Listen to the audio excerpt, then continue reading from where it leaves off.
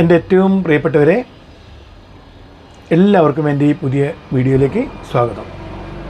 ഞാൻ നിങ്ങളുടെ സ്വന്തം സുരേഷ് പൂനൂർ, പൂനെ. നമ്മൾ പൊതുവേ ജീവിതമായിട്ട് ബന്ധപ്പെട്ട ഒരുപാട് വിഷയങ്ങൾ ഈ ഒരു വീഡിയോയിലൊക്കെ ഇങ്ങനെ സംസാരിച്ചിട്ടുണ്ട് പല പ്രാവശ്യമായിട്ട്, അല്ലേ? പല വിഷയങ്ങൾ. അപ്പോൾ അങ്ങനെ പോയിക്കൊണ്ടിരിക്കുമ്പോൾ എൻ്റെ കുറച്ച് സുഹൃത്തുക്കൾ ഓൺലൈനിൽ ഉള്ളവരും അതുപോലെ എൻ്റെ സാധാരണ ജീവിതത്തിലുള്ള ഒരുപാട് സുഹൃത്തുക്കൾ എന്നോട് ആവശ്യപ്പെട്ടു, ഭക്തിയെക്കുറിച്ച്, ആധ്യാത്മിക കാര്യങ്ങളെക്കുറിച്ചൊന്ന് സംസാരിക്കാമോ എന്ന്. അപ്പോൾ അത് അവരെന്നോട് ചോദിക്കാൻ കാരണമുണ്ട്. കുറേ വർഷങ്ങൾക്ക് മുമ്പ്, ഏകദേശം 1990 കാലഘട്ടത്തിലൊക്കെ ഞാൻ ഈ ആധ്യാത്മിക വിഷയങ്ങളിൽ ഒരുപാട് പഠിച്ചുകൊണ്ടിരിക്കുന്ന സമയമായിരുന്നു. ഒരു 10-12 കൊല്ലത്തോളം ഞാൻ അതിൽ വളരെ ഡീപ്പായിട്ട് പല കാര്യങ്ങൾ മനസ്സിലാക്കാനും ഒക്കെ ശ്രമിച്ചിട്ടുണ്ട്. എനിക്കൊരു ഗുരു ഉണ്ടായിരുന്നു. അതുപോലെ പല ഇതൊന്നും ഞാൻ മനസ്സിലാക്കാനും പല പുസ്തകങ്ങൾ വായിച്ചിട്ട് വളരെ അഗാധമായിട്ട് ആ രീതിയിൽ ഞാൻ പോയിട്ടുണ്ട്. അപ്പോൾ അതുകൊണ്ടാണ് തീർച്ചയായും അവരെന്നോട് ആവശ്യപ്പെട്ടത് ഈ ഒരു ആധ്യാത്മിക വിഷയങ്ങളെക്കുറിച്ച് പറയണമെന്നുള്ളത്. അപ്പോൾ ഈ ആധ്യാത്മിക വിഷയം എന്ന് പറയുമ്പം നമുക്ക് ഏറ്റവും ആദ്യം നമ്മൾ മനസ്സിലാക്കേണ്ടത് ഭക്തിയെക്കുറിച്ചാണ്. ഭക്തി എന്നൊരു കാര്യം നമ്മൾ അറിയണം. ഭക്തി എന്താണ്, ആ വികാരം, ആ സംഭവം എന്താണെന്ന് മനസ്സിലായി മാത്രമേ ബാക്കി കാര്യങ്ങളിലേക്ക് നമുക്ക് പോകാൻ പറ്റൂ. അപ്പം അന്ന് ഞാൻ നേരത്തെ പറഞ്ഞ പോലെ ഈ 10-12 വർഷക്കാലം ഞാനതിൽ ഡീപ്പായിട്ട് പോയപ്പോൾ അതൊക്കെ മനസ്സിലാക്കിയിട്ട് ഞാൻ കുറച്ച് കൊച്ചു നോട്ടുകളൊക്കെ തയ്യാറാക്കിയിട്ട് ഒരു ഡയറിയിലാണ് സൂക്ഷിക്കുന്നത്. ഒന്ന് ഡയറി ചെയ്യുന്ന പരിപാടിയൊക്കെ ഉണ്ട്. അപ്പോൾ ആ ഡയറി ഞാൻ വളരെ നിങ്ങളുടെ മുമ്പിൽ കാണിക്കുന്നു. വളരെ കഷ്ടപ്പെട്ട് എനിക്കത് കിട്ടി.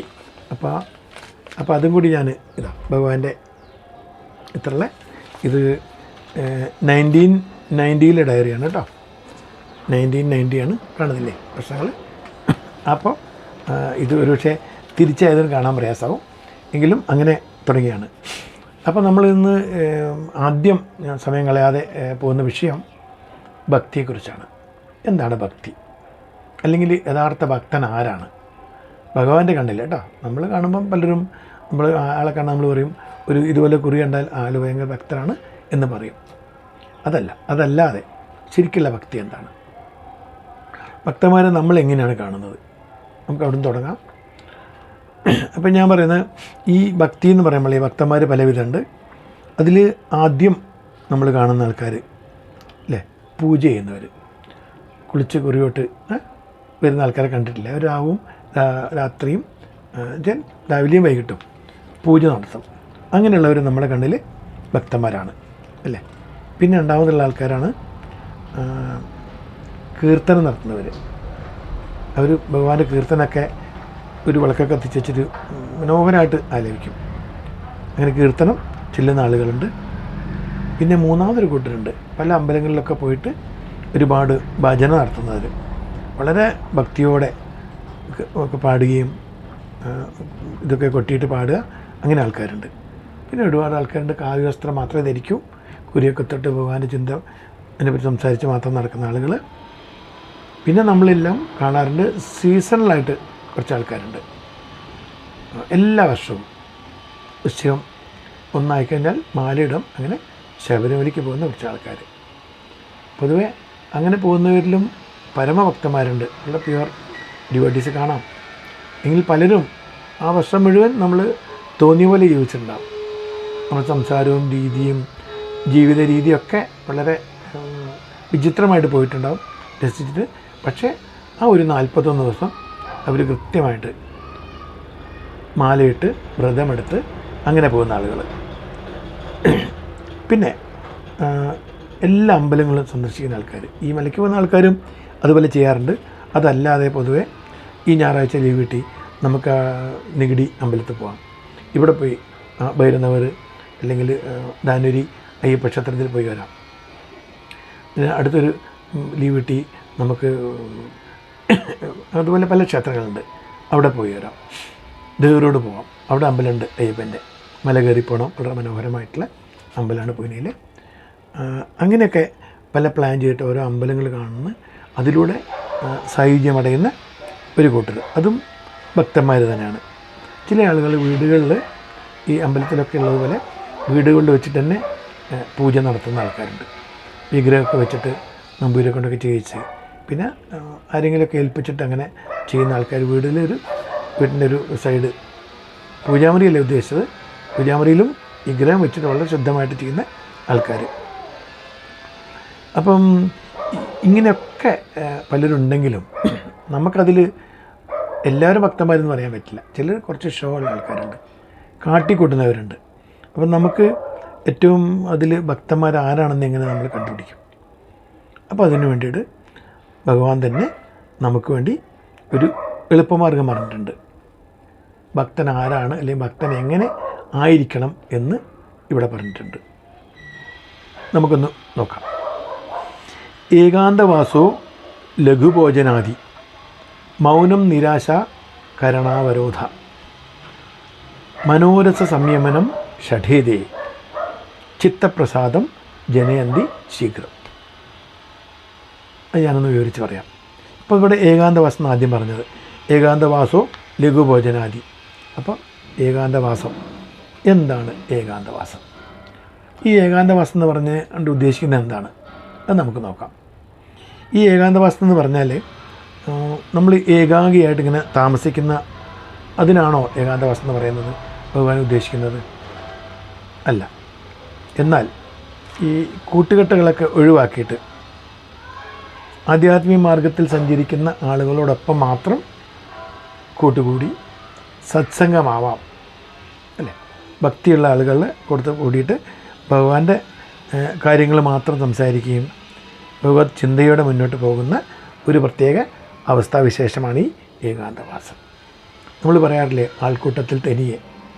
ആൾക്കൂട്ടത്തിൽ നമ്മൾ ഒറ്റയ്ക്കാവുക. കാരണം വേണ്ടാത്ത കുട്ടികളിലൊന്നും പെടാതെ നമ്മളിങ്ങനെ തിരക്കിൽ പോവുകയാണെങ്കിൽ നമ്മളായിട്ടില്ല, നമ്മളിതിൽ ഒതുങ്ങി നിൽക്കുന്ന ചിന്തകളും ആയിട്ട് പോകും. നമ്മൾ പരിസരമൊന്നും കാണുന്നില്ല.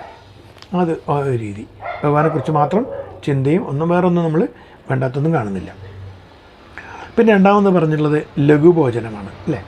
ഈ ലഘുഭോജനം എന്ന് പറയുമ്പോൾ ആവശ്യത്തിന് മാത്രം ഭക്ഷണം കഴിക്കുക. ഇപ്പം നമുക്ക് ഇഷ്ടപ്പെട്ടു, എന്തെങ്കിലും കറി ഇഷ്ടപ്പെട്ടു എന്ന് വലിച്ചു വാരി കഴിച്ചിട്ട് മൃഷ്ടാന്ന ഭോജനം കഴിക്കുന്നില്ലേ, അത് ഒഴിവാക്കിയിട്ട് ആ ഭക്ഷണത്തിലുള്ള അമിതാസക്തിയൊക്കെ ഒഴിവാക്കിയിട്ട്, അമിതമായ ആസക്തിയൊക്കെ ഒഴിവാക്കിയിട്ട് വലിച്ചു വാരി കഴിക്കരുത്. മിതമായിട്ട് വിശപ്പ് മാറാൻ വേണ്ടി മാത്രം കഴിക്കുന്നതിനാണ് ഇത് ലഘുഭോജനം എന്ന് പറയുന്നത്. കാരണം നമ്മൾ ആ പറയുന്ന വാക്കിൻ്റെ അതേ അർത്ഥമല്ല, അതിൻ്റെ ഉള്ളിൽ അതിൻ്റെ എന്താ പറയുക ആന്തരാർത്ഥം ഒരുപാട് ഉണ്ട്. അതുകൂടി മനസ്സിലാക്കണം. പിന്നെ മൂന്നാമത് പറഞ്ഞ എന്താണ്? ഏകാന്തവാസോ ലഘുഭോജനാദി മൗനം നിരാശ കരണാവരോധ. പിന്നെ പറഞ്ഞില്ല മൂന്നാമത് പറയുക മൗനമാണ്. മൗനം എന്ന് പറഞ്ഞാൽ എന്താണ്? നമ്മൾ സംസാരിക്കാതെ ഒരു മൂലയ്ക്ക് ഇങ്ങനെ മിണ്ടാതിരിക്കണം എന്നാണോ? അല്ല.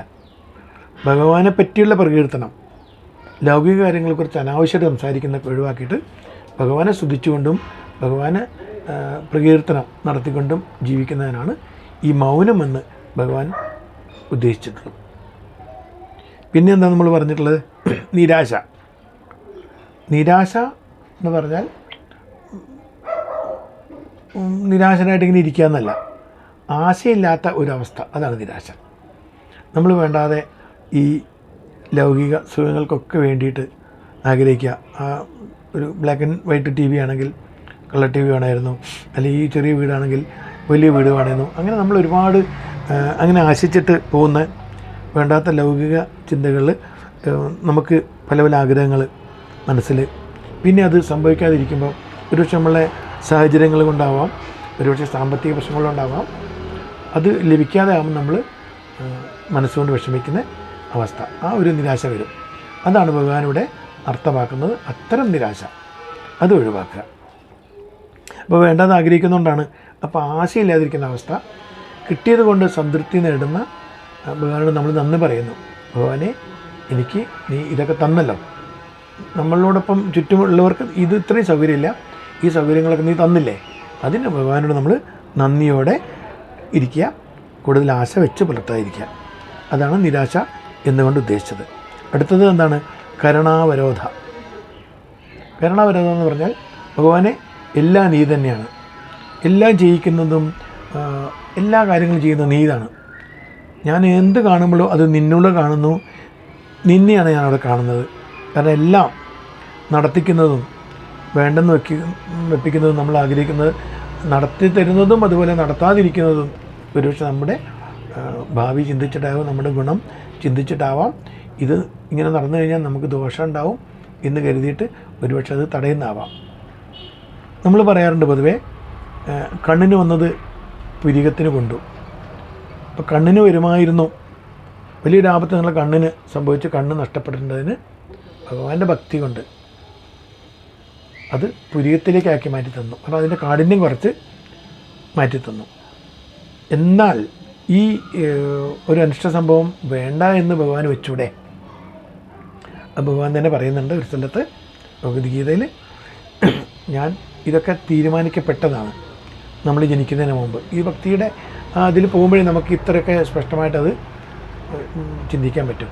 ഇത് ഓൾറെഡി നമ്മൾ തീരുമാനിക്കപ്പെട്ട കാര്യങ്ങളാണ്, ഞാൻ തന്നെ നിശ്ചയിച്ചാണ്. നിൻ്റെ ജനനത്തിന് മുമ്പ്, നീ ഭൂമിയിലേക്ക് വരുന്നതിന് മുമ്പ് തീരുമാനിക്കപ്പെട്ട വിഷയങ്ങളാണ്. എനിക്ക് തന്നെ മാറ്റാൻ പറ്റില്ല. പക്ഷേ എൻ്റെ ഭക്തിയുള്ള അല്ലെങ്കിൽ എൻ്റെ ഭക്തനായ നിന്നെ എനിക്ക് രക്ഷിക്കാനാവും. നിൻ്റെ ആ വളരെ തീവ്രത കുറയ്ക്കാൻ പറ്റും. കഠിനമായിട്ട് കിട്ടുന്ന അനുഭവങ്ങളിൽ നിന്നെ അനുഭവം നിനക്കുണ്ടാവും, പക്ഷേ അതിൻ്റെ തീവ്രത കുറച്ച് രക്ഷിക്കാൻ പറ്റും. ജീവാപായം കൂടാതെ, ജീവന് കൂടുതൽ പ്രശ്നങ്ങളില്ലാതെ രക്ഷിക്കാൻ സാധിക്കും. അതാണ് ഏറ്റവും പറഞ്ഞിട്ടുള്ള കാര്യങ്ങൾ. അപ്പം നമ്മൾ തീരുമാനിക്കുന്നത് എന്ത് സംഭവിച്ചാലും ഭഗവാനെ നീ തന്നെ ചെയ്യുന്നു എന്ന് പറയുമ്പോൾ നമുക്കെല്ലാം ഭഗവാനെ അർപ്പിക്കാൻ പറ്റും, അല്ലേ? എല്ലാം നീ തന്നെയാണ്, ഞാനൊന്നും ചെയ്യുന്നില്ല. അപ്പം എനിക്ക് അങ്ങനെ ഒരു സംഭവം ഉണ്ടായാലും ആ ഒരു അനുഭവത്തെ താങ്ങാൻ സഹിക്കാനുള്ള കഴിവ് നീ തന്നെ തരിക. അന്നും നീ തന്നെ എൻ്റെ കൂടെ വേണം, നീയാണ് ചെയ്യിക്കുന്നത് എന്നെനിക്കറിയാം. അപ്പം നമ്മളൊരു തെറ്റ് ചെയ്യാൻ നമുക്ക് തോന്നില്ല. കാരണം ഭഗവാൻ നമ്മുടെ കൂടെ എല്ലാം കണ്ടുകൊണ്ടിരിക്കുമ്പോൾ നിങ്ങളെങ്ങനെ മനസാക്ഷി മറന്ന് തെറ്റ് ചെയ്യും?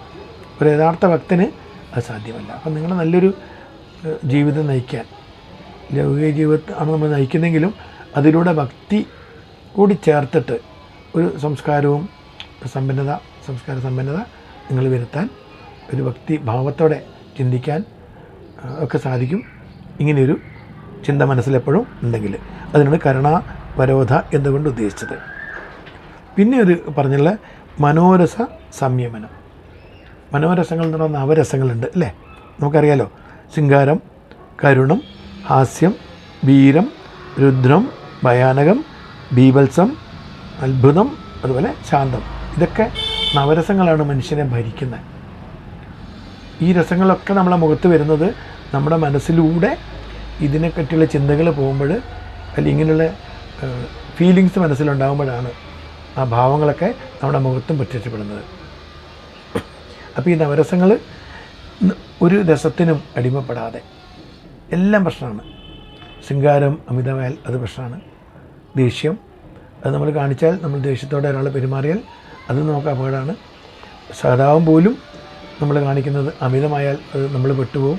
പക്ഷേ കാരണം ആ സഹതാപം അറിയിക്കുന്ന ആളാണോ എന്ന് നമുക്കറിയാതെ നമ്മൾ ഒന്നും അമിതമായി ചെയ്യാൻ പോകരുതെന്നാണ് ഇവിടെ ഭഗവാൻ പറയുന്നത്. അപ്പോൾ എല്ലാ മനോരസങ്ങളെയും നിങ്ങൾ സംയമനം ചെയ്യുക. ഒരു വികാരത്തിനും അടിമ ആവാതിരിക്കുക. സാധാരണ മനുഷ്യന് വലിയ പ്രയാസമാണ് ഒരു വികാരത്തിനും അടിമ ആവാതിരിക്കുക എന്നുള്ളത്. എന്തായാലും അവന് വന്നു പോവും. പിന്നീട് നമുക്ക് ആത്മസംയമനം കൈക്കൊണ്ടിട്ട് വീണ്ടും പഴയ ഇതിലേക്ക് പോകാമെന്ന് മാത്രം. പക്ഷേ ഒരു മനുഷ്യനെ സംബന്ധിച്ചിടത്തോളം, മജ്ജയും മാംസവുമുള്ള ഒരു മനുഷ്യനെ സംബന്ധിച്ചിടത്തോളം വികാരപ്രകടനം ഉണ്ടാവും. പക്ഷേ അതിൽ നിന്ന് നമ്മൾ മുന്നോട്ട് പോകാതെ അവിടെ തന്നെ നമുക്ക് നിർത്താൻ പറ്റണം. അങ്ങനെ ഈ 6 ഗുണങ്ങളാണ് പറഞ്ഞിട്ടുള്ളത്. അപ്പോൾ ഒന്നുകൂടി പറഞ്ഞാൽ അത് ഏകാന്തവാസം, ലഘുഭോജനം, മൗനം, നിരാശ, കരുണാവരോധ, അതുപോലെ മനോരസ സംയമനം. ഈ 6 ഗുണങ്ങളും തികഞ്ഞവനാണ് ഭഗവാന്റെ കണ്ണിൽ യഥാർത്ഥ ഭക്തൻ. അപ്പോൾ നിങ്ങൾക്ക് ഭക്തൻ ആരാന്നൊരു മനസ്സിലായി. ഇപ്പം തന്നെ നമ്മളെ വീഡിയോ ഒരുപാട് ലെങ്തിയായി മാറി. ഇനി ഇത് 1-ാം ഭാഗം. ഇനി അടുത്ത വീഡിയോയിൽ നമ്മൾ ഭക്തിയെ സംബന്ധിച്ചുള്ള ബാക്കി കാര്യങ്ങളിലേക്ക് പോകാം. ഒരുപാട് കഥകളും കാര്യങ്ങളൊക്കെ ഉണ്ട്. അപ്പോൾ നിങ്ങളെല്ലാവരും സപ്പോർട്ട് ചെയ്യണം, സബ്സ്ക്രൈബ് ചെയ്യണം, ലൈക്ക് ആൻഡ് കമൻറ്റൊക്കെ അടിച്ചാൽ മാത്രമേ ഒരു സബ്സ്ക്രൈബർ എന്ന നിലയിൽ ഈ കാര്യങ്ങളൊക്കെ നീട്ടി മുന്നോട്ട് കൊണ്ടുപോകാനുള്ളൊരു പ്രചോദനം നമുക്കും കിട്ടുള്ളൂ. തീർച്ചയായും ദൈവത്തെ കുറിച്ച് അറിയാൻ, ഭഗവാനെക്കുറിച്ച് അറിയാനും വ്യക്തിയെക്കുറിച്ച് അറിയാനൊക്കെ നിങ്ങളുടെയൊക്കെ സപ്പോർട്ട് വേണം. അതുപോലെ എന്നെ നിങ്ങൾ സപ്പോർട്ട് ചെയ്തിരിക്കണം. സബ്സ്ക്രൈബ് ചെയ്യുക. അപ്പം സൈനിങ് ഓഫ്, നിങ്ങളുടെ സ്വന്തം സുരേഷ് പുനൂർ, പുനെ.